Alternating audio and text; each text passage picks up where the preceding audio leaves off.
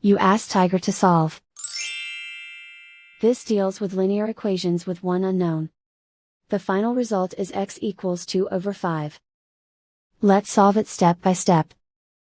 Simplify the expression. Convert the integer into a fraction. Combine the fractions. Combine the numerators. Group all constants on the right side of the equation. Subtract 11 over 2 from both sides. Combine the fractions. Combine the numerators. Reduce the zero numerator. Simplify the arithmetic.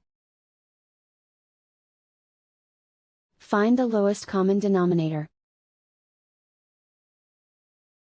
Multiply the denominators. Multiply the numerators. Combine the fractions. Combine the numerators. Find the greatest common factor of the numerator and denominator. Factor out and cancel the greatest common factor.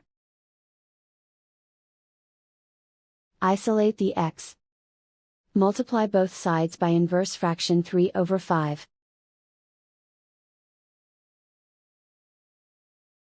Group like terms.